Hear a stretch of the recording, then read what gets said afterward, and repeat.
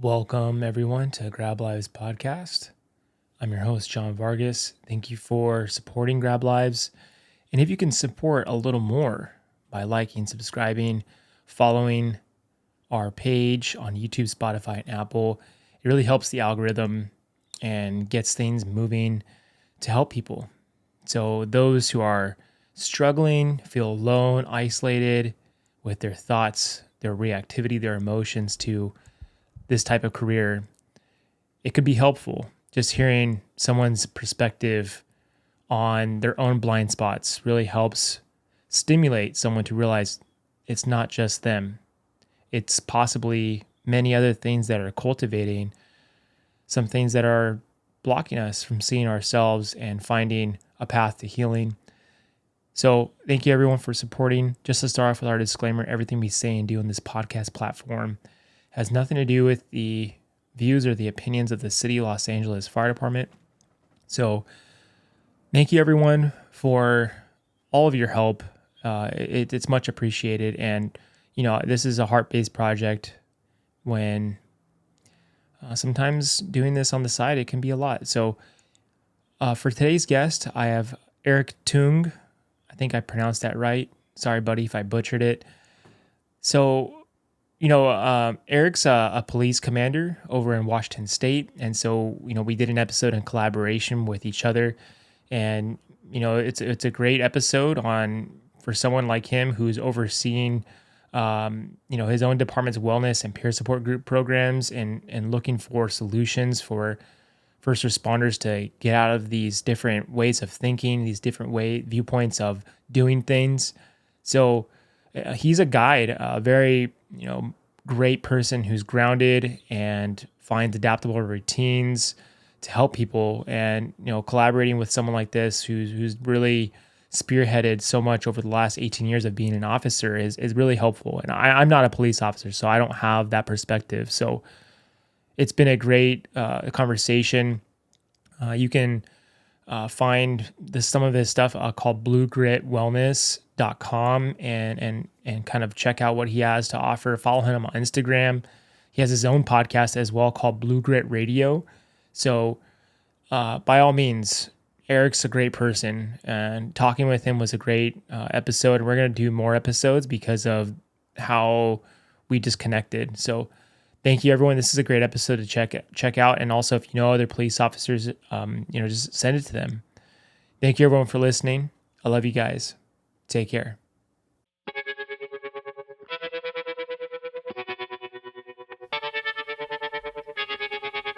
It's time for Grab Lives.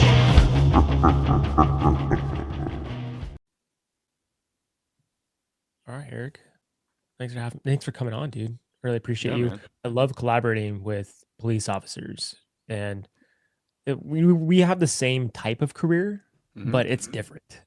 Let's just face it. Same, but different. Yeah, there's a lot of crossover. I think especially with like how jarring the quote unquote lifestyle and career is. It's like not a normal life. It's not exposure to normal things. You don't interact with your family the same kind of normal-ish way. But yeah, shout out to the brothers and sisters in red as well. Yeah, I mean, I tested for both. I'm like that kind of category where I was like, I just want to serve. I tested for both. I scored way better with fire up here in Washington State, 93% kind of thing. But people that have been in the service for a while know that 93 generally doesn't cut it. You got to be like 98, 99 back then. So anyway, fast forward 18 years, I'm a cop and I've held a lot of hats and it's been good. It's been a good ride. Man, things have changed recently. Like as far as hiring new people, like there's something different with this newer generation. I think after 2020, the lockdown, it created this paradigm where people were like way more averse to wanting to be a first responder because of, the risk you put yourself in.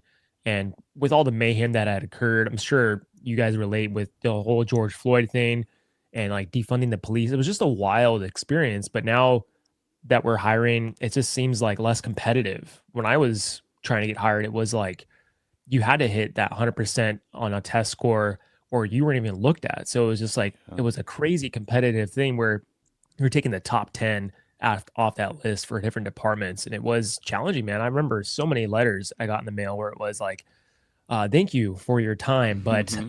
no, thank you. You know what I mean? Yeah. Yeah, I got the one letter that was a decline, and no one else bothered to mail me back for fire back then. But yeah, that's something I was aware of in the last handful of years.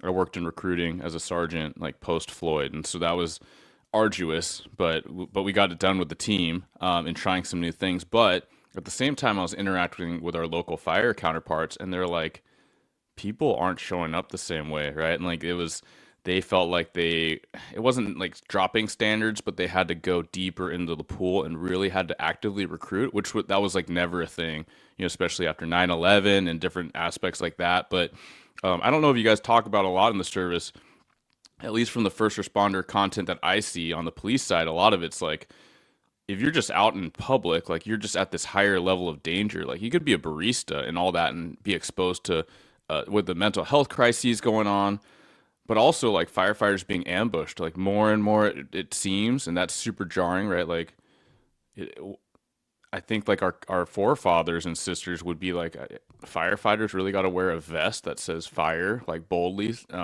At the same time, like ambushes happen to cops, they happen to firefighters, but y'all aren't armed, and so that's a increased challenge. But I think you're accurate in pointing out the COVID aspect too, and I think people really value their flexibility and their personal autonomy with their career and how they show up. And you can't do that. You can't work from home in first responder work, right? So it's a different paradigm for sure. Yeah, dude, I totally agree with you on that. And one of the weird things too was I remember like right after 2020, some departments in LA County region, they were offering like these dividends, like if you apply, we'll give you like $25,000 on a house and like a Hmm. $50,000 like a bonus to even just apply. And then like if you get the job, which was insane. Like I've never heard that in my life, which is bizarre. Yeah. And you're totally right too. Like we are very vulnerable when we go into people's homes. We expect that we are in this state of mutual trust when we go into someone's house.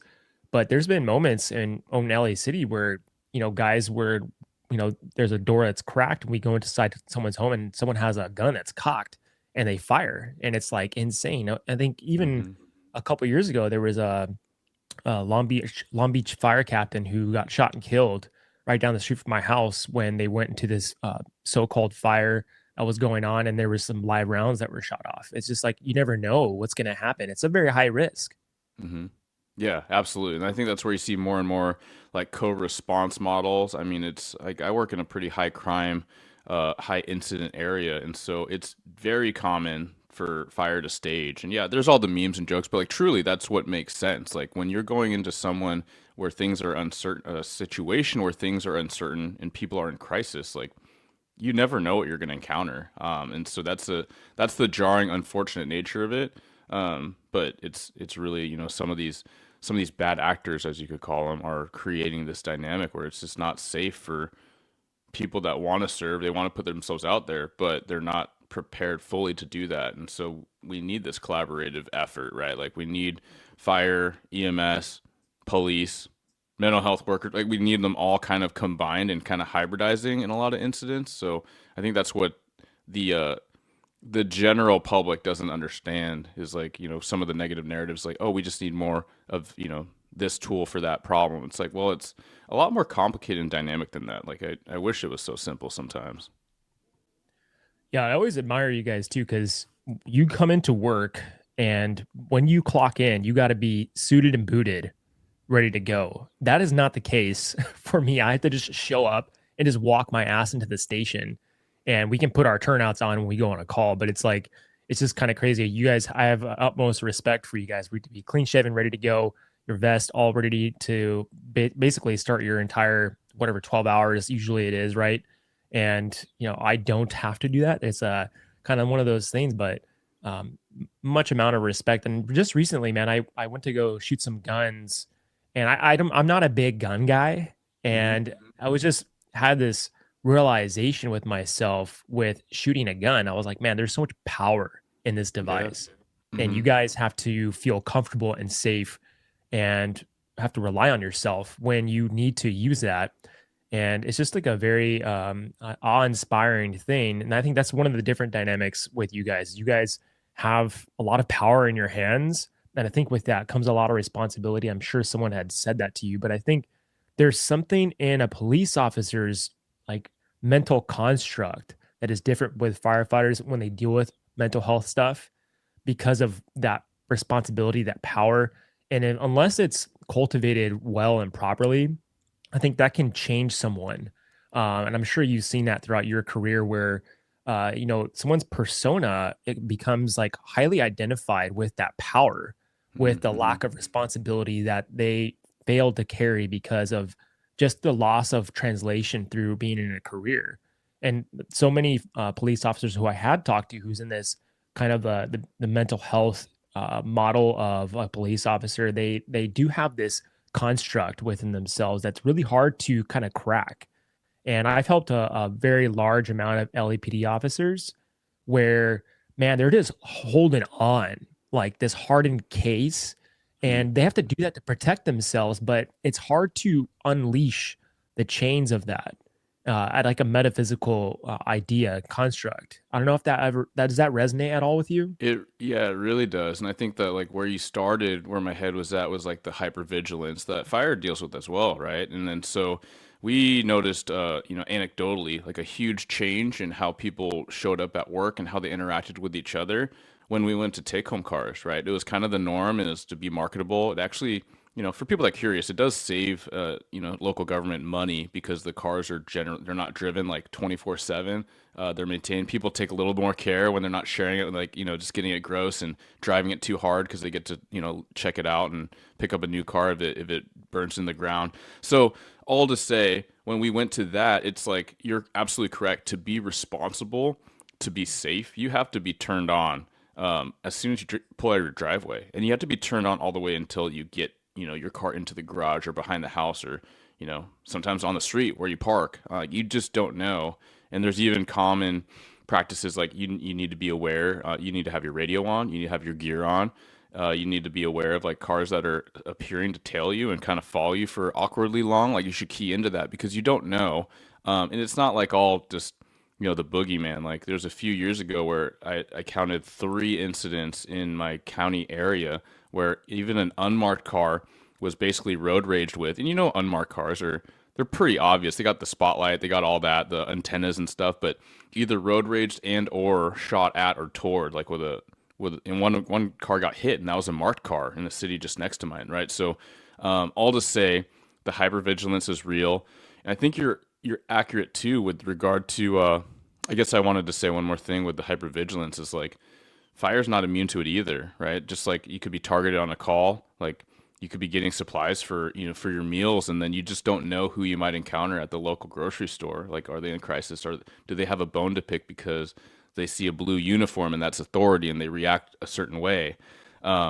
We had an incident in my city that my guys responded to, and there was a person in distress that went to the fire department in the middle of the night because they're in distress, but she was armed, she was suicidal, and then so they had to figure out, and we had to kind of navigate this pseudo lockdown. Like, can we evac? Should we shelter in place as we're responding to the parking lot? Like, that's super jarring. Like, I don't know any firefighters locally that had encountered that, but to have a lot of conversations after the fact of like how jarring that is. Like, how do you plan for that? How do you maintain comms with dispatch and people inside? They're basically potentially kind of bystanders of violence in that case.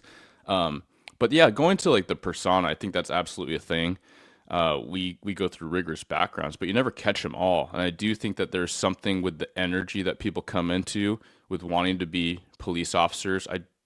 I do believe, and most cops believe, that the majority of people are very well intended. However, I think it's slippery, right? And it's like a lot of us come into it because we hate the bullies of society.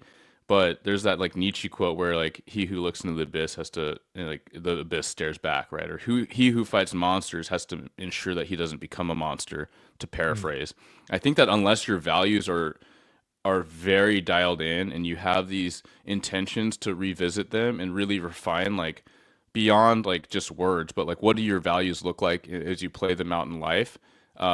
It gets really slippery, right? You're dealing with these really nasty people doing nasty things, and I've dealt with that, right? That's why I have the reflections I do. And that's why I feel so strongly about it, and having built curriculum around that, like that mindset, and where do the values live, and where are they with you beyond the badge, beyond the job? Because if not, like, it's super pervasive, right? Like, you're dealing with these really scummy people at times. Not most people. Some people just make mistakes, and I get that. But you deal with these people doing really terrible things to terrible people, and then you have to combat them, sometimes literally, and then it kind of slips into this thing where you adopt these personas to bully the bully, but now you're the bully, right? And then now people are calling for service, and they don't need to get bullied, but there's a cynicism that takes over, and kind of this toxic energy sometimes that, not intentionally, but you just kind of become this, like, why are you inconveniencing me with this? And you're talking down to people. And I say it from a place of like recognition and humility. Like, I've been there, and that's why I say these things. I know it makes a lot of cops uncomfortable. I'm sure it might make some firefighters uncomfortable, because I've been on calls in the middle of the night where these guys are fatigued, guys and gals, and they're saying these things and kind of spinning up the person we're with, and we're like, oh, holy cow, like, hold like, step back, we got it. At the same time, we've been those people too, where we got to tap each other out because of the emotional dysregulation. So I know I threw a lot of things out there, but I think it is important that we, like, kind of look in the mirror and realize, like, because of the things that you share and teach about, like, what does wellness mean? Well, it's like, it's something that we really have to put a lot of effort and intention into to make sure that we are course correcting. These things are just human, right? But they can clearly get far out of whack. Yeah, absolutely, man. I love to kind of just, always like break down like our consciousness, because it's so different from the regular person. Mhm. So like just the idea of hypervigilance, that was a new concept that's been recently thrown out, where everyone was like, holy shit, I am like that. I am constantly being in a state of awareness, to where it's high functioning anxiety. Mm. And that high functioning anxiety is just, you're constantly in this state where you can't relax, and it's dormant, and it really sneaks up on you until you have a large amount of time on, like up to 10 years. Usually around that, I think people actually understand what's happening, especially once they start establishing a family at home, and they realize like, this doesn't work when I am acting like this in front of my family, and they realize it's self-destructive. That's what I think is really kind of showing up for people individually. And I think it's been really helpful for a podcast designed for first responders, so they don't feel alone and isolated in Mhm. that way, because you're not alone. Everyone's dealing with that. And I'm speaking from personal experience, where I still work on myself like at a very intricate, in-depth level, and I'm still regulating that mind activity, where I'm constantly thinking. I'm like, I have to catch myself and use a bit of more direct consciousness with it, conscious intent, where be like, okay, I have to stop and then shift this state I'm in into being at rest or being calm at home. Because when I am in a parenting role and wearing that mask, it doesn't work. It just fires back in my face. So Mhm. I think it breaking down like the way we behave is like kind of fundamental too, because our behavior reflects everything that's going on internally. And you're exactly right, dude. I don't know how many times especially when I was working in really busy assignments, I would be short fused. And I remember there was one time became even more short fused because of the leadership that Mm. was in charge, because Yeah. the leadership was actually rubbing off on me in a really bad way. Until I had a really good friend of mine tell me, dude, you're being an asshole. Like, why are you being like that? And Mhm. when he was stepping up and being a really good friend, I had realized what had happened to me. And so I think there we not to just judge and to constantly, like, I guess, overly criticize each other, but just kind of being like a mirror for others and helping others to see, like, hey, this is out of hand. You know what I mean? But we're afraid sometimes to even speak up to our friends and colleagues, because we don't want to cause some type of conflict. But I'm happy that my friend mentioned that to me, dude, and I'm a different person because of it. So the breaking down of like our conscious thing, I always love to see, like, why did we behave this way? Where did it start? And like, how did this build up to this state? And I think for you guys, I think, like I was mentioning, like, I think over time, like, even though you did backgrounds and things like that, there's so many categories and things that are like triggering these little small paper cuts within us, Mm. over time, it just starts getting at you. So I don't know if that had resonated with you or not.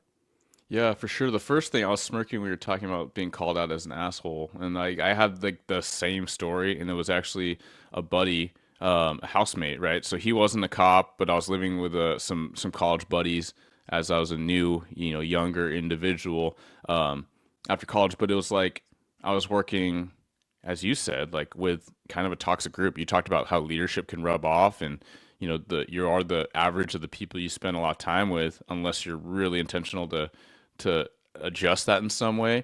But I was with this pretty like old school, pretty salty crew, and I was new, and I just sponged it up, right? And I've talked to some of my peers, that I work with now, and I can positively say that a lot of us have just a more healthy outlook and a more like people focused, service oriented outlook than we were in at the time. But it was just like in the middle of the night, you're working graveyards, you're underslept, you're overstressed, all these things they're not excuses, but they certainly don't help. And then everyone's an a-hole, right? Like everyone that you're dealing with in public, there's only, scumbags out here this time of night, which is absolutely not true. Like a lot of people just work nights and they're commuting and all that. But to be called out and be extremely defensive to it, I'm like, I don't know what you're talking about. And, or like, no, you're the a-hole. He's like, no, you're an a-hole. Like you're changing. And it's all the stuff that, the academy I came into, we were learning about that. So it's not like it was totally a time before these awareness points of needing to quote unquote live outside the blue world, is what we say in policing, right? Like, so maintain your healthy relationships and your hobbies and the things that aren't your job, because you can't be your job. But I was making everything my job, right? And I was looking at everything through this lens of everyone out there's evil and or trying to hurt me or somebody else until I can prove otherwise, which is just not a healthy way to live, right? It's very corrosive to the psyche. So I'm trying to bring back to maybe where you're at with like the consciousness of like, I think you're asking, can you clarify, like you're asking kind of what contributes to these things in our consciousness? Yeah, like or just understanding like our consciousness, because we will hear from all these different therapists and things like that with in reference to like behavioral health awareness, and like some therapists will come up and talk to us and be like, you guys need to be mindful and like all these things, and like it just goes past our heads because we don't Mm, understand it. So I want people to just be aware, like these therapists, they have a hard time connecting to us because we don't feel that connection on their part. They don't have that competency for our culture. So, but in general, in a general sense of breaking down our consciousness, because we're different from other people. Like for example, you just mentioned something that's really powerful: the fact that our worldview is different from a regular person, a regular civilian's worldview, because we hmm see different stuff, because we're in the underworld, in every dark alley of the city, and through the dark night. I'm sorry, through like 3 a.m. Calls. We're just in the different states, so we see this world differently. So, I guess like the idea is like for us to kind of break down that consciousness of what we carry, um, hmm and like the things that lead up to it. Because I know you've been in this kind of awareness of mental health for police officers for quite some time, and I'm more built on like, yeah, we can understand and have some awareness for like a thing like hypervigilance, but what are the solutions? Like, I want Yeah, solutions for yeah. this stuff. I'm tired of hearing like an anatomy lesson on certain things, like how our brains are constructed and like how our nervous systems are. Like that's fine, but at this Yeah. point, like I want solutions with all this stuff. Yeah, so where my mind goes, it's kind of like, yeah, I get the lesson, right? I get the lecture of like, why is this happening? And the amygdala hijack or cortisol and all these things that are contributing, like, but so what now what? Like, what do I do with it? And so, for me, it's like, how are you aware? And then you gotta take pause and you gotta be curious. You gotta stay curious. I'm like, what do I feel about this? Why do I feel about this? Like, is there evidence of that? Is it actually true? And what I mean by that, it could be the example we just gave, right? Like, everyone out there is trying to hurt me. Like, there's more bad people out there than good people. I'm like, okay, why do I feel that way? Well, because I spend the majority of my waking hours in a job where I deal with a lot of people with bad things happening, right? Sometimes accidents and a lot of times not accidents. And people do some pretty bad things to each other, and people are they're in the end result of, bad situations. Okay, is that the bulk of human experience? Is it more bad than good? What about for my life and my friends and all that? And like, well, no, probably not. It's like it's a disproportionate amount. And so then you continue to kind of peel back, like, why do I feel this way and how I'm adjusting this way, and how do I feel at home? Do I feel safe? Am I on edge? Why is that? And all to say, with all those questions, I think they're really hard to ask yourself or even be aware to be in the space to ask them unless you take pause. And the biggest way to take pause is take time away from work, right? Like the hypervigilance cycle, where you don't come down from it, from Dr. Gilmartin's work, Emotional Survival for Law Enforcement. For the normal shift work, like you just don't kind of come back down to this state. Fire service might be different, but you're also going like, 1 to 3 days at a time. And then I know, we all know how much people pick up extra shifts, but unless you're actually removed from that stimulus, and for cops, it's like, stop doom scrolling and watching all these officer involved shooting videos like on your time off. Like, yes, there are lessons to be learned, and yes, there are things to debrief with your crew to be safe and kind of pick that apart, but like not when you're about to go to bed and not on all your days off. Like there's a way to be responsible about your training and how to build tactics without letting it consume you. It's taking vacation, right? It's getting out of the house, getting out in nature and doing the things that you really enjoy with the people you care about. And it takes time and it takes intention. And for people that say they don't have time, I think we have to discard that narrative. Like we have to make it work. And in the day to day, if you think you don't have time, like check your phone. It usually tells you without you wanting to see like how much screen time you had that day. It's kind of jarring and kind of saddening sometimes, for probably even guys like us that build content. Yes, it's like a lot more than we'd care for, but for a lot of us, I think it's a ton of time that we could shave away and unplug and do the things that fuel and recharge us, right? Yeah, I'm very happy the way you broke that down, and I love the fact that you're kind of building these small little skill sets that are practical. Like just these small things of discipline, of just not doom scrolling. That's so helpful for your day by day, and it does not help your nervous system and your hypervigilance, that you're constantly under this blue light and you're constantly scrolling through these whatever 30-second 15-second videos constantly. I'm guilty of it, dude. You know what I mean? Like, Yeah, me too. I get Yeah. It's a thing, right? And I think as a collective of consciousness, we're dealing with that as well. But I think also in relation to like that doom scrolling, it's a part of our ability to disassociate, and our disassociation is just wanting to escape this reality, because we feel like we don't want to be in this moment because of we're at work, and we want to escape our bodies. We feel uncomfortable in our bodies, and we don't feel uncomfortable in our skin. So those are things, the hard truths to face.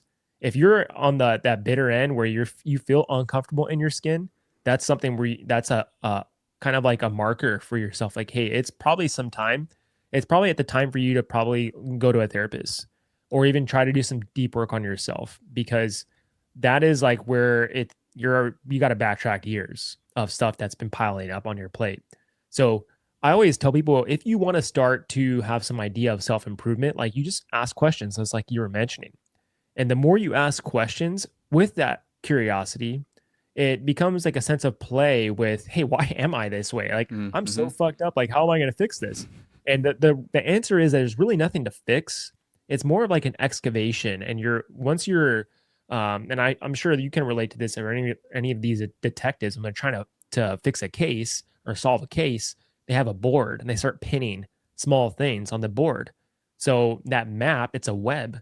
So your consciousness is really a web. It's this vibration set point to start changing things just by looking at what's the root cause. I am this way because of my dad. He behaved this way. I'm this way now. So you can change that with this conscious intent just by acknowledging the fact where it comes from. But does it take time? Absolutely. But, you going to a therapist could take years for you to start chipping away at that, but you can do it all the time. And I like to do this all the time with myself. And the best way I was able to do this was by asking myself like what something disturbs my consciousness or disturbs my reaction to things. That's my clue. Mhm.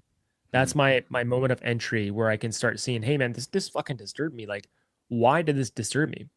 And usually it goes all the way traced back to childhood and the way I was raised and the way my the doctrines and things I was the programmings that were placed into my consciousness at that age because it carried it. And it's different for everyone else. And so I think that's kind of like the key point is starting there. Yeah, my mind goes a lot of places, and what you just said makes me think of like the shadow and the shadow work, right? And so Mm. I hope that people that tune into conversations like this, it can feel kind of overwhelming, right? Like you mentioned earlier, like, yeah, therapy, sometimes that's not the best entry point for people, especially if the cultural competency is lacking.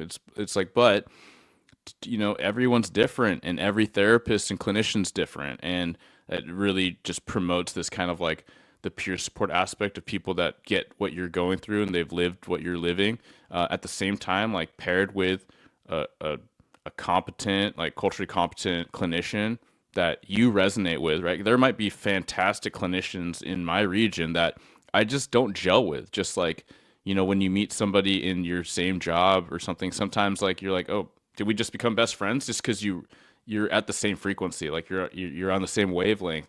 So I think like a lot of that are pieces of that, but at the same time, like, yeah, it's being curious, because the energy of curiosity to me feels different than what we are predisposed to, because we are high performers, because we're high drive individuals. We chose this career for altruistic reasons and we get after it. A lot of times with that type of nature brings this like this pressure and this self almost self judgment a lot of times, right? Self blame of like, man, why am I this way? Oh yeah, because yeah, my dad treated me like garbage, so I treat me like garbage, and I treat other people like garbage. It's like, well, there's a reframing opportunity there, right? And so you can stay curious. And one thing that I think is helpful is like looking at it like a story. And it's like, I'm reading this book, Thomas More, and he's like a Jungian analyst, and he references like Joseph Campbell a lot, right? The power of myth, and it's almost this idea of thinking about your family, and every family is a bit dysfunctional in some way, right? But not to judge, but just to say, yeah, this happened, and look at it like storytelling and kind of like myth of like your predecessors, your ancestors. And so personally, I did have a really tough relationship with my dad, and I think that's what prompted me to seek law enforcement, policing, this very masculine type of work where it's about helping others and wanting to be a better example in my own vision of what like a man could or should be. At the same time, because of a lot of intention and work, like I don't blame him for the circumstance I had, but I also don't blame him for how he was. Like he had a really rough upbringing as well, that I sometimes can't even quite relate to.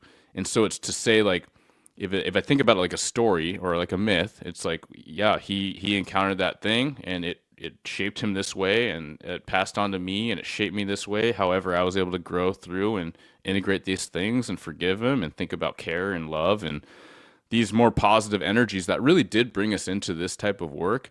But we gotta throw some logs on the fire of that positivity, because all the darkness can be so pervasive.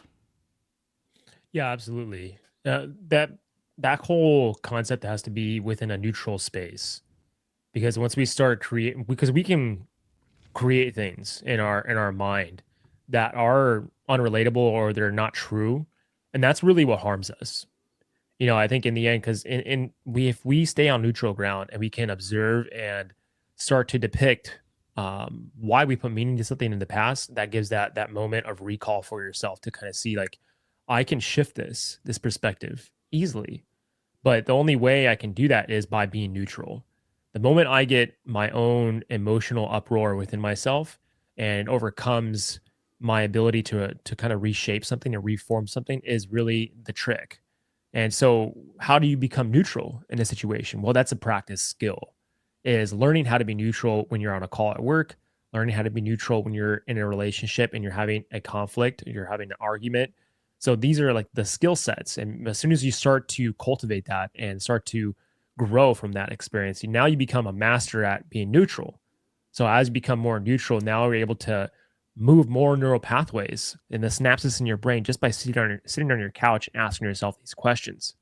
So these are like the things that we have to talk about, because if you don't have some type of structure for this, then there's no way then we can like grow and evolve off, all the ruts we've put ourselves into since birth. Yeah. And that's why I really believe like the more we can get out of the hypervigilant state, then we can actually be in a more neutral space, because it's really hard for men and women to do even meditation. And I know it's like that's something that's always brought up when a therapist comes in again. Hey guys, mindfulness, you should meditate. And everyone's like, fuck you, like get out of here. You know what I mean? It's like Mm-hmm. no one wants to do that. And because when we sit down, we have to like all these thoughts running around and we're not in a neutral space. So the more you can get your body out of stress, in my opinion, is the best way to become neutral. And then you can start to do this work. And so this is one of the key points here as well, is like this vibrational set point of when you start working on yourself, your life begins to change. This ripple effect within the quantum field starts to manifest. So not only as you start making these small steps forward, your life will begin to change and others around you will start to change as well. That's the beautiful part about this. And it seems so like a one love concept, to save humanity, but it is very, very true. And I've watched it cultivate within myself and my family. But the hard part was when I needed to change habits, like my drinking, like the way I wanted to stay up late at night, eating late at night, all these things that were also feeding this beast that I had created within myself. And the moment we start to face that beast and make small changes is really where evolution starts to come. So like over time, I always tell people like, in the behavioral health world, like, dude, it starts with each person individually. Like each therapist, each person that's wanting to help you, your leadership, they will meet you in the middle. But unless you come out to meet them toe to toe, that's the only time you're going to experience change. Because all these guys and girls in our department, they explain, I have chronic pain. I have this, and that. I have hypervigilance. Okay, well, what have you done to change it? Is really the question I'm asking. And I always get the same response: nothing. You know what I mean? So I think that's where the hard truth starts to take its form, where everyone just turns their backs and walks the other way because they don't want to change their habits. Yeah, it can be so overwhelming, right? Like the nothing is usually because I don't know where to start, and Mhm. sometimes it's the simplest things, right? Like be curious. Like you talked about meditation. Meditation has been really difficult for me for a lot of years, and I found versions that are working better for me. But for instance, like just sitting and being is tough, right? Like being without your phone is tough. Not listening to something, like working out and having to listen to something. So just trying to stretch that muscle, right? Like practice for me, this has been great, and it wasn't easy overnight. But like going on a walk, taking my dog out, going to walk to a park, or like going walk through the simple trail without listening to a podcast, because it doesn't need to be quote unquote productive all the time, right? Without listening to music, just listening to the wind and the birds and my footsteps. Like I love it now. At first it was awkward. It felt really uncomfortable. And then when I'm not on call, to leave the phones behind, that felt paralyzing too, because I'm like, oh shit, what if something happens, right? Like I don't have my phone. I'm like, dude, I'll be fine. Like I'm in a generally safe area, and sometimes I'm armed, sometimes I have a knife, whatever. Like it's fine. I can run fast. Like, I can fight, whatever. But it becomes so like jarring to feel like this attachment to these things, these crutches of being present in the space. And so, I at the risk of sounding like self-promoty, like for cops, like I've done wellness training. I've talked about that a lot. I talk about it ad nauseum, but I love what you said, that it starts with you. And so while I built this training and I kept adapting it for different audiences and presenting it, like I shifted it to be called Lead Yourself Well. And so the whole training, the majority of it's actually like diving into your mindset and identifying your value system, something we talked about earlier. But then like very little, it's kind of like the footnote is like, hey, things to think about, like eating mostly real food, minimally processed food, sleeping. Here's some sleep hygiene stuff. Here's some movement stuff, some different types of working out. Like that's like a minority of the whole thing, because it Mhm. mostly starts with you having to decide like what is the goal, what's your personal mission, like how do you want to affect the world, like, and that's not to be like change the world. That's just like, how do you want to interact with the people and energies that you're around? Like, how do you want to show up as a person? Like, what do you want your legacy to be? Because I think that that does go to the space of like one world, one love, kind of this analysis of soul, and not to get too woo or deep on people, but like that is the thing. So as we get so micro and like, oh, I don't know what to do first, I don't know what workout to do, or like what to eat, or like what meal plan, or what to put in my smoothie. Like, let's just like zoom out, right, and just look at how's life going. How are you interacting in your environment, in your neighborhood, at work? Like, how are you interacting? How do you want to interact? Like, how is that affecting you? Um, I'm curious, like, talking about that as you're kind of describing this this awareness piece and being neutral. I think that's the word you're using. Like, do you have a sense? Because I'm thinking about this a lot lately. Like, how do you zoom out and try to be neutral, a bit stoic in your approach, without being apathetic? Because I think that like some people seem to have mastered it, but you're like, ooh, that's not actually the thing we want. Like, you just don't care. Is that something you think about? Yeah, it's a relationship with self. So that's really where it starts. Like it wasn't easy at first. You know what I mean? It was like with when I began this path, it was like everything within myself wanted to resist. And so that's where I started. It's like, why do I want to resist? And it's because of just change. It's the fear of change. Mm-hmm. And so when I start to build relationship with myself, things started to kind of shift because every part of me would just wanted acknowledgement for the pain, the suffering, the grief, and the lack of feeling emotion. And speaking for men, we have this aversion to feel emotion unless it's anger, which is masked by something deeper. So I think for myself, I check in with, what am I feeling? Like my emotions. Like, do I feel an emotion right now? And that's usually like the key point to being neutral. I can't be neutral if I'm in an uproar of emotions and it's just pouring out of me. So how can I calm down that emotion? It's just by acknowledging it and accepting it, really. Like acceptance is really powerful. And it's not like that you're trying to sweep something under the rug with acceptance. It's the fact that you're not letting it take its course and continue. You just give it and its acknowledgement. And there's some power with that. And so I think over time, it just came with the more like microdosing selections of choice that started to change me. And the more I did that, then I started to realize like, okay, I acknowledge and accept that I'm feeling this way. Now I can feel neutral. And this is more of like, it's really a muscle, just like you had said too. It's just these small things that just need some attention and some focus and some discipline with. Because if you don't do that, they will run the subconscious and they will be in charge. Unless the way I kind of saw it was like all of these things, like if it's my inner child or if it's like my emotions that are running amok, they just need to walk next to me like you're walking a dog. You're training a dog. You got to make sure that dog's not in charge, but you're still a team when you're taking the dog on for a walk. And so that is kind of the relationship I set for myself. And it seems to work pretty damn good. It's a great analogy because whenever you try to train a dog and that dog's running the show, you look Mm-hmm. like a freaking idiot when you're going to the Yeah. park or whatever, right? Yeah. And so it's really a connection. It's really like an in-depth connection. There's almost like this telepathic experience, right? For anyone who has dogs that are listening, like they know that that's what that is. Mm-hmm. And so it comes with time. It comes with cultivation. It comes with relationship. And the moment you start to beat the dog, then it doesn't want to be your friend. So you can't use that method. The moment you start to stand in presence with authority and confidence, that's when things start to change. Mm-hmm. So that if you can kind of like depict that in your mind as like a construct, like that seems to be very helpful. But for someone to break that down, it's like, holy shit, that's like really bizarre. But at the same time, it works. But over the years, like I've had many great teachers, some of them spiritual, some of them working with,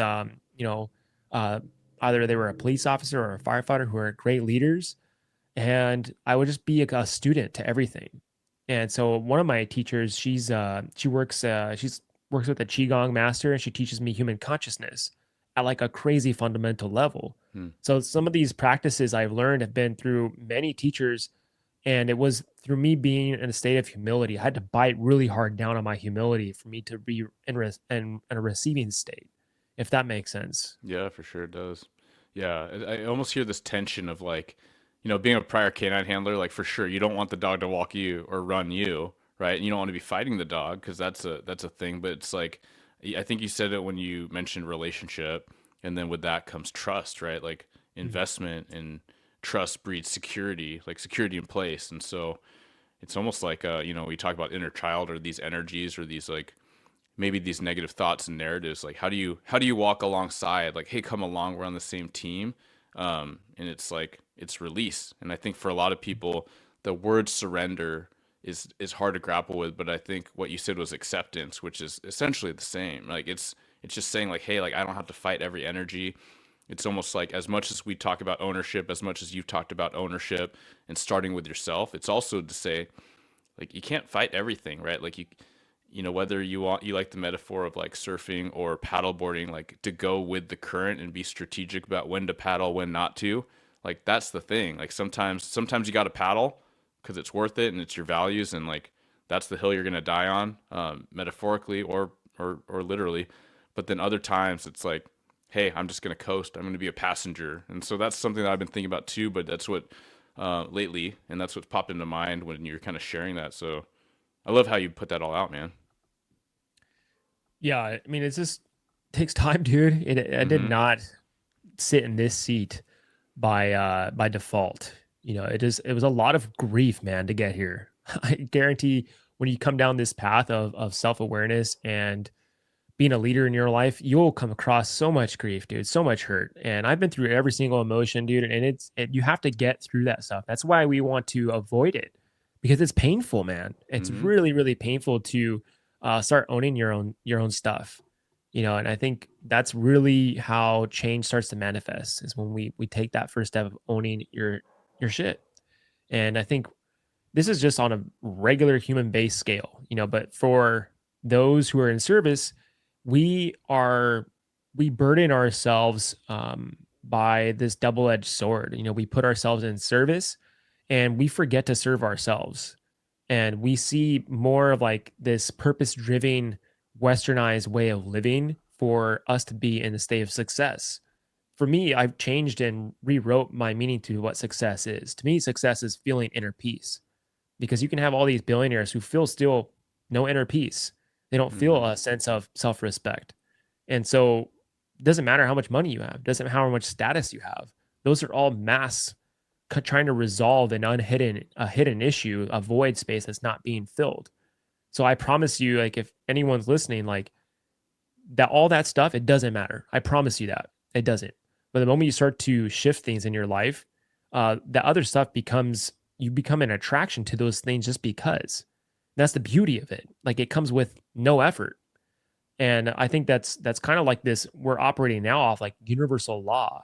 Universal law, the way it manifests and co-creates your life. And as soon as you stop beating the river into submission, you start to use that medium, the very essence of the medium and the element of water, to float and to smooth and glide like effortlessly. That's how it works.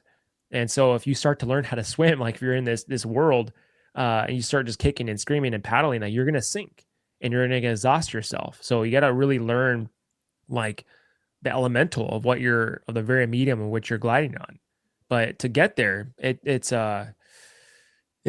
tough, dude. I was kicking and screaming. I came here kicking and screaming, man, on this path, because it came through all my addictions. It came through all my years of trauma I didn't want to face, and Mm-hmm. it sucked. You know what I mean? Yeah.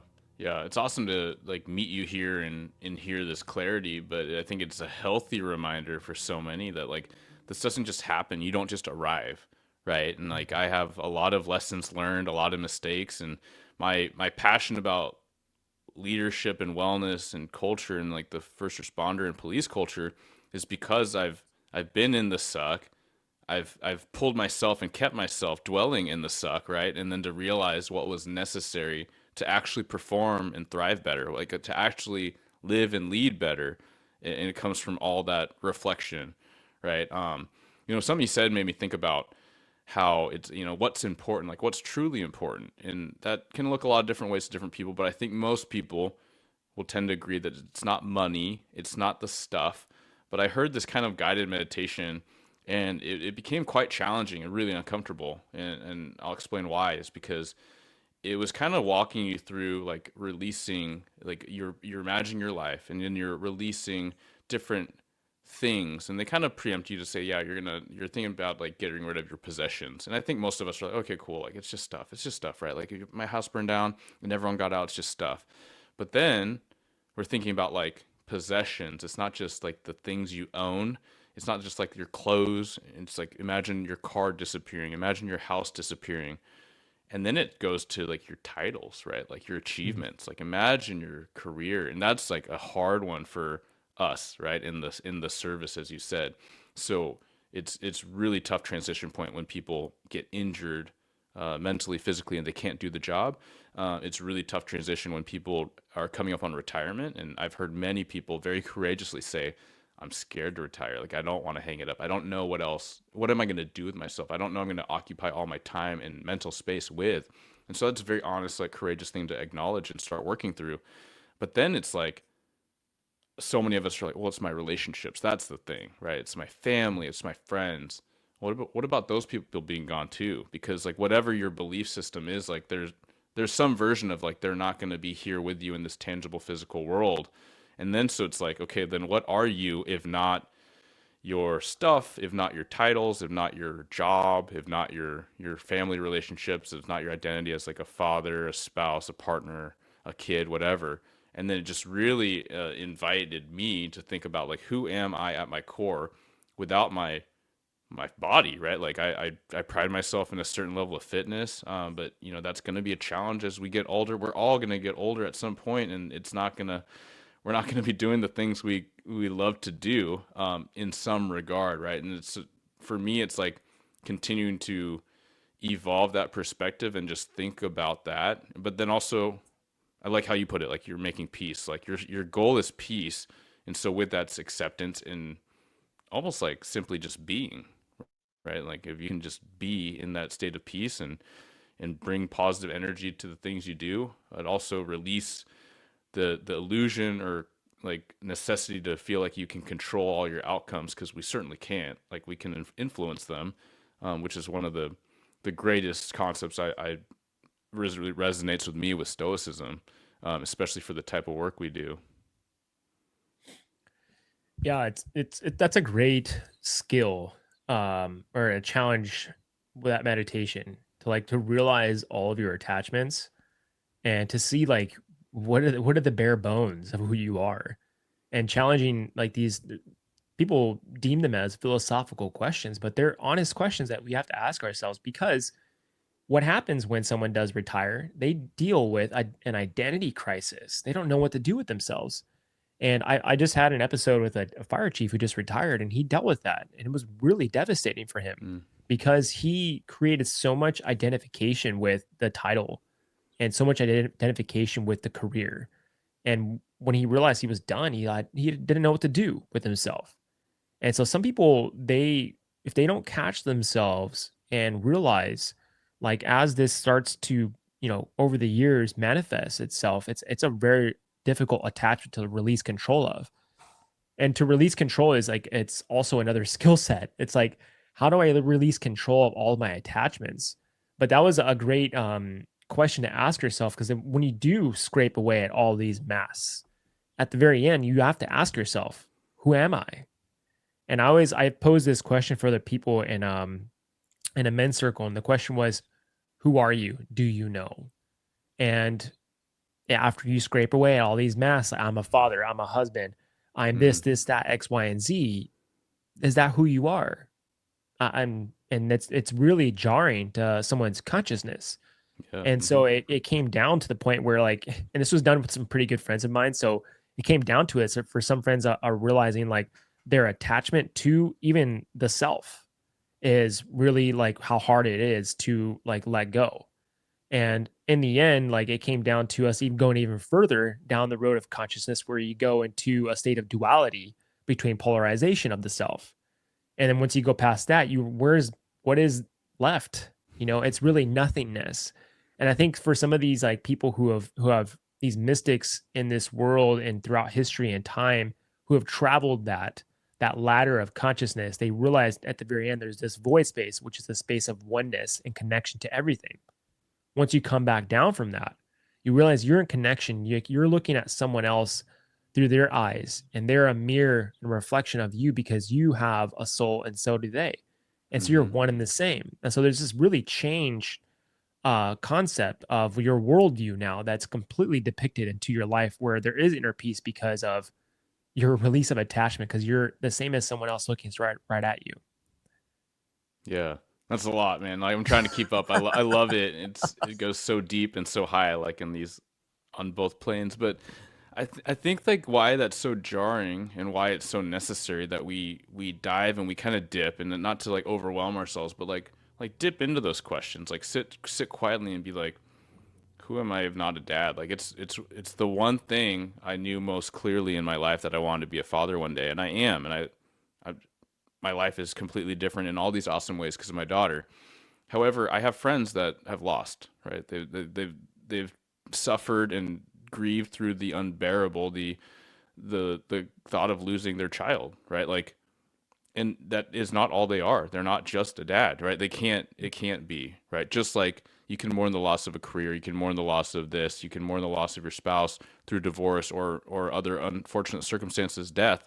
It's like, but you carry on, like, and that's the really sad thing that I think, as depressing as it is, I think it's kind of a necessary reflection point, so you can really get to the heart of like, who are you and what are you here to do? What is your goal? Like, what is your mission? Your time in this world and your soul. And this is all newer stuff that I'm grappling with and trying to, I don't know if grapple's the right word, but trying to delve into and explore and learn with curiosity and grace. But it certainly helps me navigate life a little bit more gracefully. Like it helps me navigate my interactions at home or at work a little bit more gracefully and a little bit more, to steal your concept and your wording, like with peace.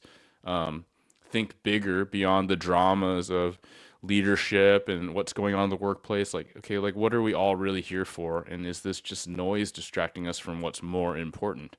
And it can be subjective, but I mean, that's purposely for us all to discover and work through. Yeah, absolutely. And I guarantee anyone who like wants to challenge themselves with those questions, you will show up differently in your world. Like if you're a first responder, if you're showing up to work, things start to click in a different way. You don't get so invested with a call that you're on that's really difficult. You don't get so like zoomed in. You can actually use your this concept like an accordion. You zoom in, you zoom out a little bit. Like, hey, where am I at in this experience? And you can really start to change things where it's not stress anymore. It's actually the game of life manifesting itself through you. And I think when you give yourself that opportunity to have the accordion effect with your life, because I have paramedic interns, and I always teach them like, hey man, you gotta, on these stressful calls, you have to use the accordion effect, or you get sucked in and you just start spinning. So life will do that to you as well if you don't give yourself the ability and the capacity to hold that length. So when you zoom in, okay, I got to do this. These are my responsibilities. You got to zoom out. Okay, see the bigger picture. What's really going on here? And you start to cue in on these small clues that have created something for this experience to happen. And I'm relating to what the paramedic student, talking to that person. And then so once that happens, you start to become a master at your game. And so that's really what this is all about too, is like being the self-mastery of your life and not letting life suck you in. It's not supposed to do that. It's supposed to be fun and it's supposed to be brilliant. And it's supposed to be loving, but we have lost touch with, I guess the Western world is really where it's at too. It's just like capitalism, politics, drama, electronic devices. And that's what's getting us really locked in. It's really stealing our peace. And I think a lot of the older generations, they hate cell phones, man. They want to keep the old ways of like, sitting and talking to your colleagues.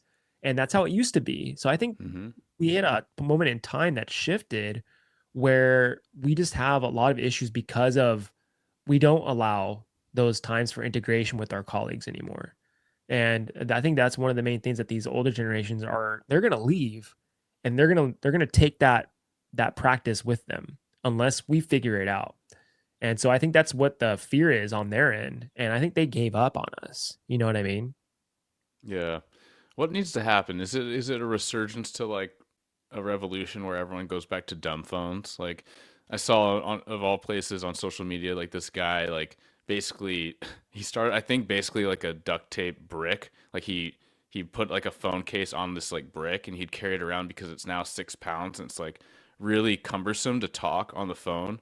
And then he's not gonna hold it over his face, laying down on the couch to scroll because he's gonna drop this brick on his face. And then it became like this really beautifully crafted like metal thing. But like, is that what it takes? Is it like, I mean, there are people that have the intention to set guardrails. You want to call them that, right? Like maybe your app times out, right? Like my wife's better at it than I am. Like she'll just get rid of the apps for a while. Like she'll get rid of Facebook, she gets rid of Instagram.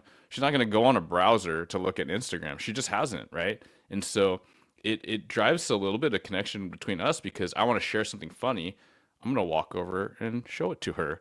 And we're going to be standing next to each other laughing about this thing, right? Like she could do without, but like it's a connection point, right? So it's just different. I feel like there's these ways that we could integrate it, but it's for sure intention.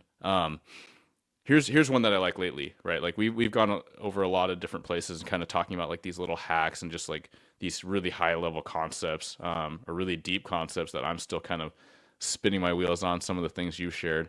But if nothing else, if you're not driving, like, or once you're done driving and you're in a place where you can do this, like think about someone close to yourself that you haven't really caught up with in the last month, right? Maybe you haven't seen them physically. Maybe they're a different time zone. You haven't actually had a phone call. It's just been just surface level text. Like text them like, hey, in the next 2 weeks, let's set a time where we're gonna be on a FaceTime, or we're gonna go get coffee, or we're gonna go see a movie. Like designate that thing.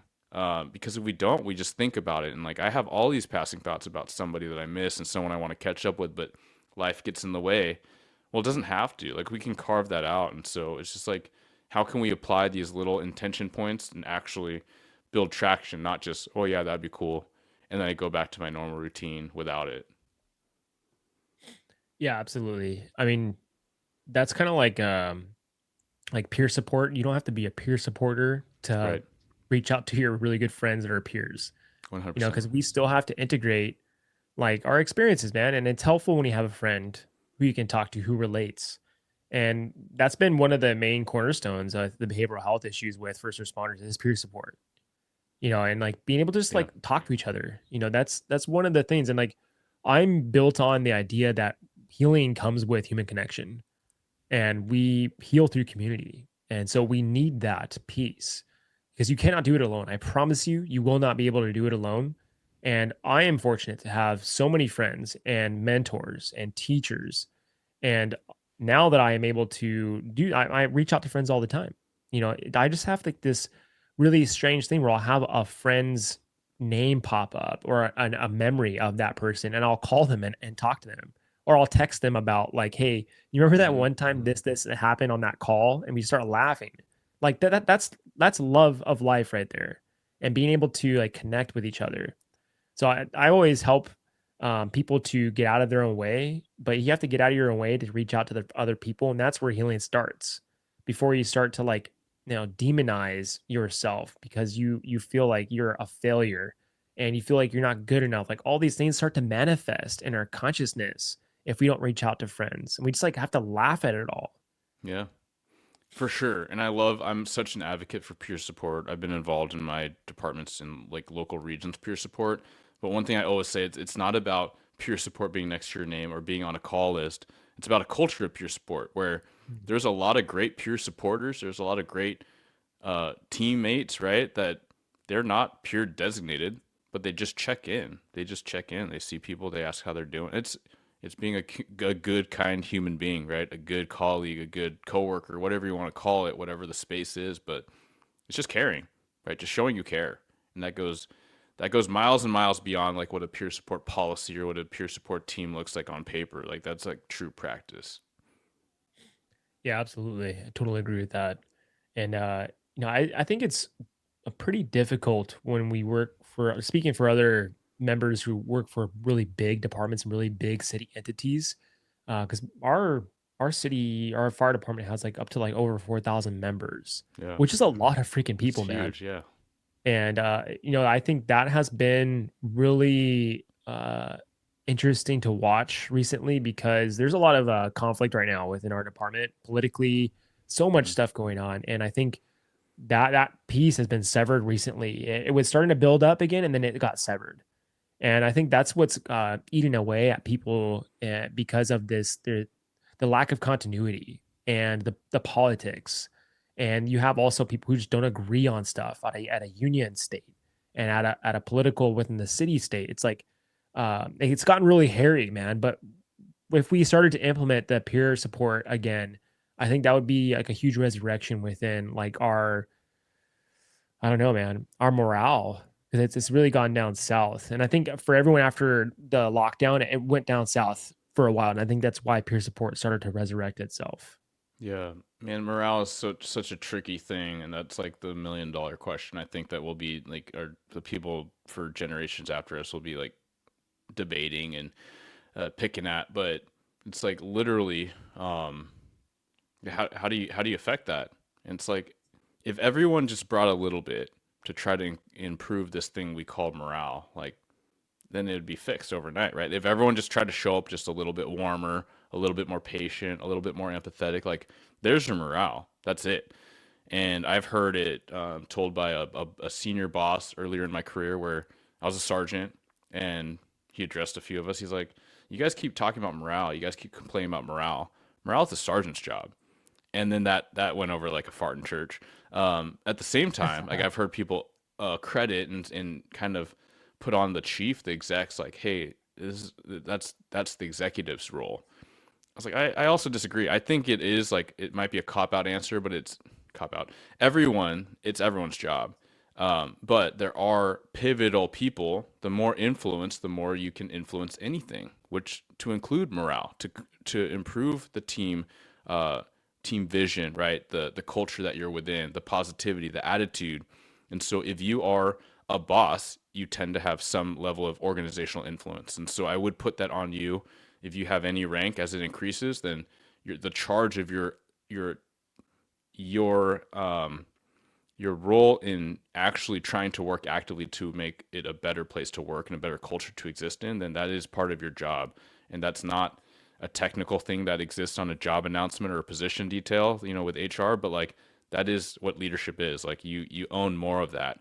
However, we know leaders are not rank and file. They are at all levels and ranks, right? And so the people that are more influential, then absolutely you have to recognize that there's a lot you can do with your day to day, how you interact with people, just how you carry yourself, that you can affect morale. Because I've had this literally happen where a couple of my sergeants came to me concerned about morale and these different things that absolutely were contributing towards negative morale, that I appreciate them coming to me and we're trying to roundtable it because that's what alignment requires, and that's like that is what a team does. And literally the same time, I go to a couple other sergeants and just to check in.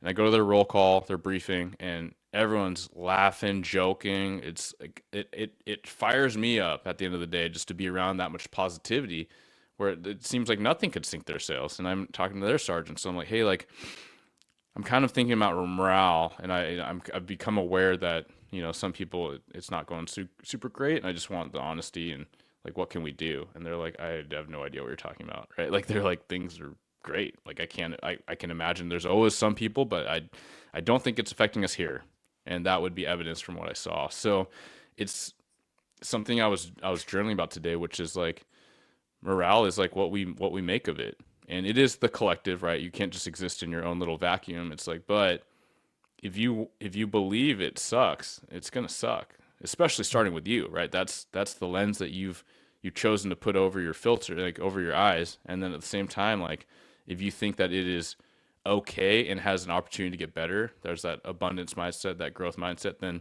And it probably will, because you're going to do something about it and you're going to affect the people around you seeing that, whether they can tangibly articulate that or not, or whether they just feel it and they want to be part of that energy. Um, so morale's tricky, man, but that's the best I can kind of figure out for now. Yeah, it really is tricky. And as you're talking, I'm like realizing too, like there's a big gap and a shift that's occurring with this new generation that these old dinosaurs are walking over these dinosaur eggs. Like they're leaving all of them. I don't know about your department or your agency you work for, like, but we're watching that happen in real time. These men and women that have kind of ran the show are leaving, but that there's a pretty large gap of where that torch is being passed down to. And so that's a scary concept, I think, because the new generation are bringing up a lot of new concepts and a lot of innovation with how we treat each other, with how we treat morale, with how we treat our job. And I think a lot of people have been more averse to not sacrificing themselves so much anymore for this career or for when you come into the job. It's been the opposite, actually. People are finding their values more at home. People are retiring earlier. Hmm. And I think this whole generation is shifting. Like, and the generation below myself, like, I don't really know what's going to happen with them because some people are leaving now. They'll come and work like 4 or 5 years and they're leaving the department. Hmm. And they just said, this is not for me. And that I've seen a lot of that lately, man. So I don't know, like, how do we pass the torch? And it's really through our actions and our behavior. Like there's nothing else that really matters. And you kind of put it well, like where you check in with your subcategory of leaders because that continuity is so important as a leader. And people want to have like interpersonal connections with their leader. They want to make sure like you're not holier than thou. You're not, sitting on at the throne at the high pitch of the hill. It's like we want that connection. And I think when you lose that continuity, man, you lose trust and you lose respect for your leaders. And I think that older generation kind of carried that torch of like, I'm holier than thou. I want you to fear me. And that's how it was. Like usually before a Chiefs, like we feared them, Hmm. and that's I don't think that's the best way to lead through fear. Like just kind of like that lack of, I guess, sovereignty and integrity. Like I just don't see that being a tool for good leadership. The best leaders I've had, man, I've been able to talk to them like they're a regular person and we can connect on an interpersonal level and Hmm. that person knows my family. And that's really where I feel like I can trust someone. So, anyone who wants to jump into leadership and to start involving leadership in their life, like you don't need a badge or like some of like the bugles or whatever it is you guys use on your collar to be that. It starts with your actions. Really, behavior is the number one thing. Yeah. I mean, you said it right there. It's like, correct. Leadership doesn't work well by fear. It's like no one wants to bring the bad news. The emperor has no clothes. Stalin died in his deathbed because he was like stroking out, and none of his people wanted to check on him because they're too worried that he'd be angry because he was an Mhm. angry, obviously like homicidal maniac dude, right? So that's how he perished. But that's so much a thing, and you said it right there too, which is trust. Like there's just so much more acumen and vocabulary around like leadership through trust and collaboration, like special teams, like high dialed in performers, like sports, like whatever application or analogy you want to look at, like who is succeeding the best. It's those with trust. It's not with fear. It's not ruling by fear. It's collaboration, right? It's openness. It's communication. So the more demonstrative we can be with that, and the more we can promote that, absolutely, that's what's going to get us through. Yeah, I mean, we are seeing that on our side too, which is like people generationally and the times just they're not carving out a 20, 30 year career all the time. And I try to step back and remove the labels of like good versus bad. I think our prior generations, like there it was a double-edged sword as well. Like there was this different version of obligation and loyalty and identity that was like, yeah, they're committed, they're going to be in this thing. It ate them up, but they trudged through, and sometimes that wasn't great, right? The outcomes of that. However, now we have more emotionally intelligent generations that are brought up with this vocabulary and this awareness, and like, like I did 4 or 5 years, and like I'm kind of good with it. And so I think that is healthy for us to look at fire service, EMS, or policing. Like, we should be able to congratulate people and thank them for their time and service, like a military career, right? Like, hey, thanks. Like, it's not for everyone for a life. Like, I don't personally know a ton of people that stayed in the military as lifers, quote unquote, or a 20-year career. I know a few, Right. but a lot of people do their 4 years, and they had some good times. They had some great experience. They were able to give back, pay it forward, and then get, you know, college education or what have you, right? Or and then other career opportunities. But to look at it more adaptively, and I think if we're maybe like kind of to bring things together, like if we're attending to the things we need to attend to, which is building resilience, building team, like unifying purpose, and like being emotionally regulated and like not over committed with the identity, then it will probably lend itself better to people working a longer career. But if it doesn't, then we should be prepared to adapt, to continue to hire and onboard people that want to come in for 3 to 7 years and be good with it, not be struggling because we didn't anticipate it operationally, organizationally. And so I think there are ways to kind of pay into and kind of invest in all the different facets to make sure that we are protecting and supporting our people, like health wise, but also career wise and life wise. Yeah, dude, yeah, that was put so well. And, it is very true where instead of judging others for doing their small bits of time, that we judge so much in this line of work, man. Oh It's yeah. it's Hmm. it's actually a really shitty habit that we have. Yeah. I do it all the time, dude. I just caught myself doing it yesterday. But that's the thing is like I caught myself doing it and I was like, okay, I can acknowledge like why I do that, because it's so contagious how harshly we criticize and judge each other. And even like station wide, like or department wide, like each station judge the next station, like, oh, that station's a piece of shit, or whatever. Yeah. I'm sure you guys do Hmm. the same We do thing. it too, for sure. It's funny how we do that, but we're supposed to be on this team together and supposed to lift each other up. It's usually not the case. So I think that's usually part of like our competitiveness. Hmm. You want to talk shit on the next team over because we want to be better. But we cannot be better if we're not connected and start to have more like have this intention of uplifting others and being in a leadership role in that state. But man, it's a crazy world out there, dude, and I'm just very fortunate to try to move things and shift things with the way the old paradigms were and to where we're moving forward. And I think that's one of my main key points for myself, and I think yourself as well, is moving these big mountains over to start creating new pathways of healing and also perspective and leadership. And what's the approach of how we even help these members, because I don't want to have these folded flags anymore at these suicides. Like that's why I started this podcast. We had like three Yeah. suicides in 1 year. And I was like, this can't happen. Like something has to be done. And so it was honestly just honest conversations that started helping other people to feel like they were not alone anymore and making it seem like, holy shit, like I am just like that. Like I do that to myself all the time. It's like, it's a lot of vulnerability, a lot of openness, like you said. And that's where true strength is, in my opinion. That's where true courage is, in my opinion, when you carry those qualities. Because those are the ones that we avoid because it makes us feel weak and it makes us feel like we're vulnerable and we're open to any type of attack. And we want to avoid that by protecting ourselves, but protection is limited. When we overly protect ourselves, now we've calloused ourselves with that shield. But once you start to evolutionize yourself into like this unarmored sovereign being, now you can walk with true sovereignty and like live your life with compassion and a full heart and walking through this life with nothing to hide, nothing to fear. And that to me is a true warrior if you can do that. And we, for some reason, over time have like cultivated the opposite. And I think that just comes through just the old ways of living, the old ways of teaching.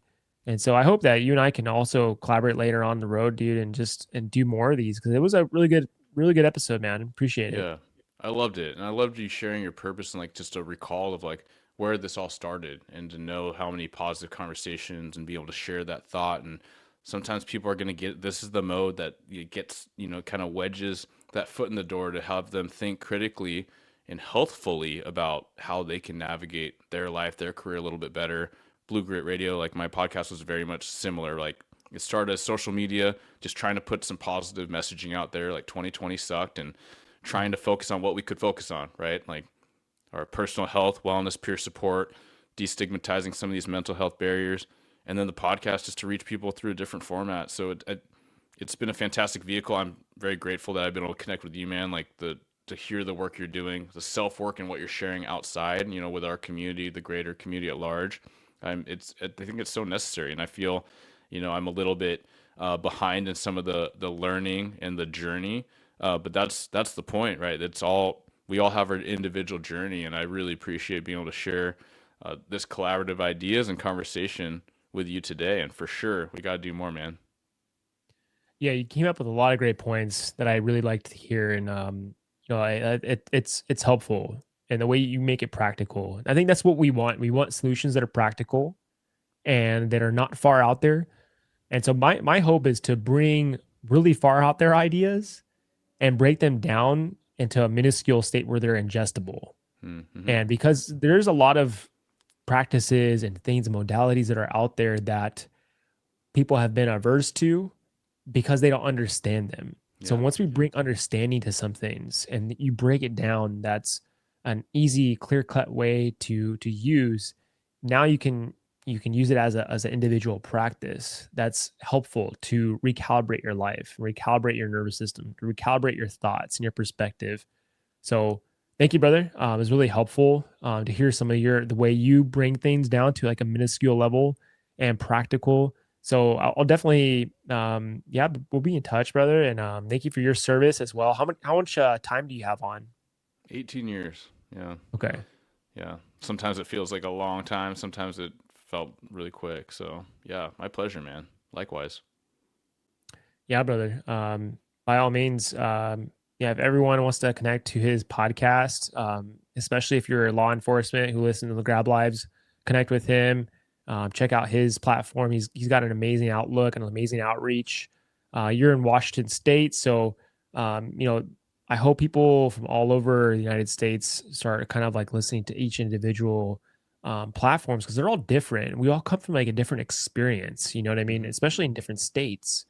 I know California is in it's going through its own upheaval right now, man. It's wild. So I'm sure I lived in Washington State for a short time in my life, so I know things have changed there tremendously from all my friends who I talked to. So man, thank you so much for everything.